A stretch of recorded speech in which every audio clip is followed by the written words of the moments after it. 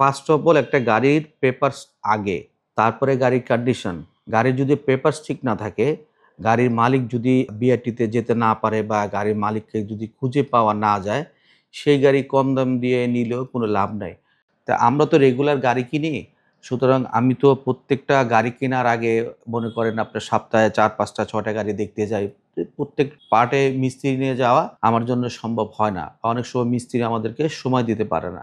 তাই এই কাজগুলো আমি নিজেই করি।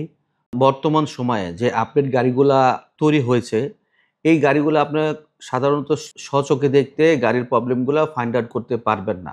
সেই ক্ষেত্রে আপনার কিছু লেটেস্ট অত্যাধুনিক ইন্সট্রুমেন্টের প্রয়োজন হবে। আসসালামু আলাইকুম। আমি Syed Mohammad Arman, founder of Arman's world.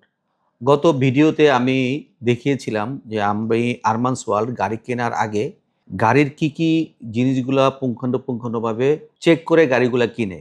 আজকে আমি আপনাদেরকে দেখাবো যে গাড়ি কেনার পর একটা কাস্টমারের থেকে যখন আমি গাড়িটা কিনি, কিনে আমার শোরুমে সেলের জন্য রেডি করার আগে কি কাজগুলা আমি করে থাকি। বর্তমান সময়ে যে আপডেট গাড়িগুলা তৈরি হয়েছে, এই গাড়িগুলো আপনার সাধারণত স্বচক্ষে দেখতে গাড়ির প্রবলেমগুলো ফাইন্ড আউট করতে পারবেন না। সেই ক্ষেত্রে আপনার কিছু লেটেস্ট অত্যাধুনিক ইনস্ট্রুমেন্টের প্রয়োজন হবে এবং আমার আরমানস ওয়ার্ল্ডে আমি প্রত্যেকটা ইনস্ট্রুমেন্ট আপনাদের জন্য রেডি করে রাখছি, যাতে গাড়ি কেনার আগে আমি প্রত্যেকটা গাড়ির প্রবলেমগুলা পুঙ্খানুপুঙ্খানুভাবে ফাইন্ড আউট করতে পারি এবং ফাইন্ড আউট করার পরে ওগুলো জানি সলভ করে ফেলতে পারি। যেমন ফার্স্ট অফ অল গাড়ি কেনার পর আপনার গাড়ির স্ক্যানার স্ক্যানার ছাড়া আপনি কখনোই কোনো গাড়ি, হাইব্রিড গাড়ি বলেন, বর্তমান নতুন যে টেকনোলজির গাড়িগুলো আছে, আপনার কোনো প্রবলেমগুলো ফাইন্ড আউট করতে পারবেন না। সেই ক্ষেত্রে আপনার একটা ভালো উন্নত মানের ওয়ার্কশপ, লেটেস্ট প্রযুক্তি ব্যবহার করে এরকম কোনো মিস্ত্রি, তাদের শরণাপন্ন হতে হবে। তা আমরা তো রেগুলার গাড়ি কিনি। সুতরাং আমি তো প্রত্যেকটা গাড়ি কেনার আগে মনে করেন আপনার সপ্তাহে ৪, ৫ টা ৬ টা গাড়ি দেখতে যাই। প্রত্যেক পার্টে মিস্ত্রি নিয়ে যাওয়া আমার জন্য সম্ভব হয় না। অনেক সময় মিস্ত্রি আমাদেরকে সময় দিতে পারে না। তাই এই কাজগুলো আমি নিজেই করি। প্রত্যেকটা গাড়ি কেনার পরে আমি ওয়ার্কশপে গাড়িগুলা প্রত্যেকটা পার্ট ইন্ডিভিজুয়ালি আলাদা চেক করি যে গাড়ির ভিতরের ওয়ারিংগুলা কোনো সমস্যা আছে কিনা, গাড়ির প্লাগগুলা ঠিকমতো আপনাকে এই স্পার্কিং দিচ্ছে কিনা। সে এক্সাম্পল এটা হলো আপনার break oil tester. Break oil tester দিয়ে আমি প্রত্যেকটা গাড়ি ফাইন্ড আউট করি যে ব্রেক অয়েলের কন্ডিশন কী অবস্থায় আছে।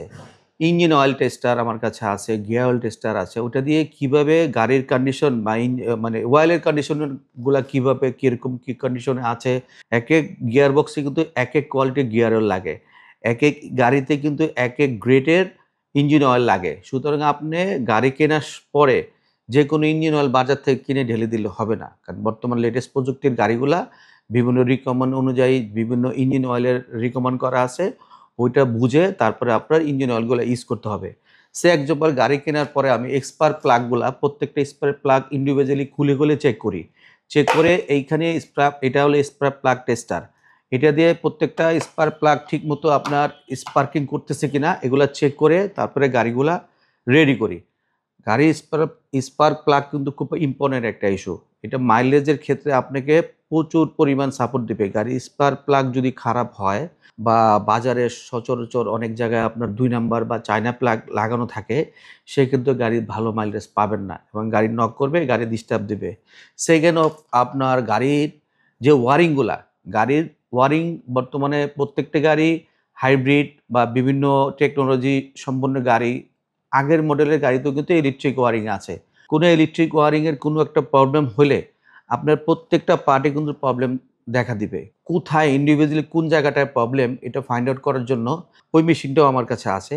তা আমি এই মেশিন দিয়ে প্রত্যেকটা ওয়ারিং, প্রত্যেকটা পার্ট ভালোভাবে চেক করি গাড়ি কেনার পরে। আপনাদেরকে গাড়ি প্রেজেন্ট করার আগে, মানে আমি যখন গাড়িটা শোরুমে উঠাই এর আগে ৫, ৭ দিন ১০ দিন আমি সময় লাগে যে প্রত্যেকটা পার্টস চেক করার জন্য। সাথে ৪ চাকা brake shoe, brake pad, engine oil, gear oil, oil filter, AC filter, তারপরে আপনার ব্যাটারির হাইব্রিড ব্যাটারি, কুলিং ফ্যানের আপনার স্পিড ঠিক আছে কিনা, রেডিয়েটরের ফ্যান, প্রত্যেকটা পার্ট, ফ্যান বেল আমি প্রত্যেকটা পার্ট ইন্ডিভিজুয়ালি নিজে চেক করে তারপরে গাড়িগুলো রেডি করি, যাতে গাড়িটা নেয়ার পরে সাথে আপনাদের গাড়ি কোনো প্রবলেম না হয় বা গাড়ি নিয়ে আপনি লং রুটে যাচ্ছেন, আল্লাহ না করুক রাস্তায় আপনি কোনো বিপদের সম্মুখীন না হন।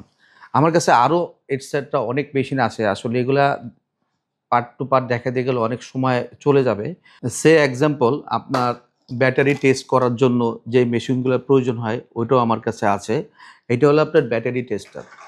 ব্যাটারি টেস্টার এটা দিয়ে আমি ব্যাটারি চেক করে ব্যাটারিগুলো ভালো আছে কিনা দেখি। যদি ব্যাটারি ভালো না থাকে বা চার্জ কম থাকে এটা দিয়ে ব্যাটারি চার্জ করা হয়। চার্জ করে যদি প্রত্যেকটা ব্যাটারি গুড সাইড আসে যে ব্যাটারি ওকে, সেক্ষেত্রে ব্যাটারিগুলো সেখানে আমি ইনস্টল করে রাখি। আর যদি ব্যাটারি কোনো রকম প্রবলেম বা কোনো কিছু ফাইন্ড আউট হয় সাথে সাথে ব্যাটারি রিপ্লেস করে রাখি।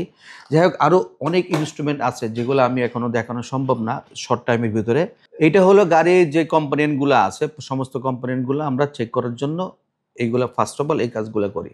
সেকেন্ড আপনার গাড়ির seat cover, carpeting, Android player, DVD player, তারপরে স্পিকার, প্রত্যেকটা পার্ট মানে গাড়ির ডেকোরেশন, গাড়ির সৌন্দর্য বৃদ্ধির জন্য যা যা করার প্রয়োজন, দরজা বা সামনের বনাট বা মাডগার্ড, টুকটাক ছোটোখাটো স্ক্র্যাচ থাকে এগুলো আমরা আগে কিওর করি। এবং হেডলাইট অনেক সময় ভাঙা থাকে ওগুলো ফেলে দেই।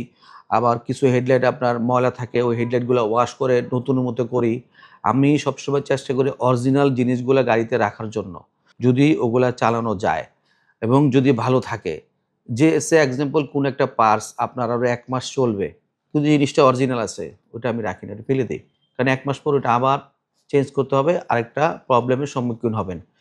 গাড়ি কেনার পরে এবং গাড়ি আপনাদের কাছে প্রেজেন্টেশন করার আগ পর্যন্ত আরমানস ওয়ার্ল্ড কী, কী কাজগুলা করে থাকে শর্টকাটে আপনাদের সাথে এটা শেয়ার করলাম।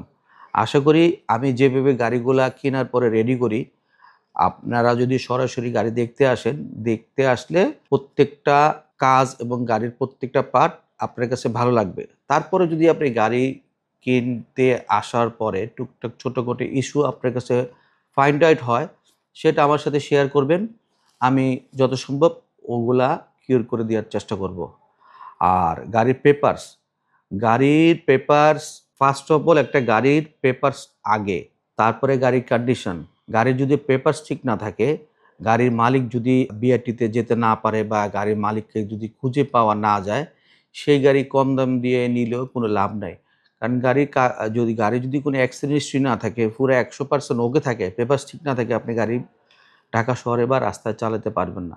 সুতরাং পেপারসের ব্যাপারটা আমি ফার্স্টে কনফার্ম হয়ে তারপরে গাড়ি কেনার জন্য আমি যাই। যদি কোনো গাড়ির পেপারস ঠিক থাকে ফাইন, গাড়িগুলো দেখে গাড়িটা কমপ্লিট করে দেখে গাড়িটা বাইক কিনে এনে আপনাদের জন্য রেডি করি। ভালো থাকবেন। আল্লাহ হাফেজ। আসসালামু আলাইকুম।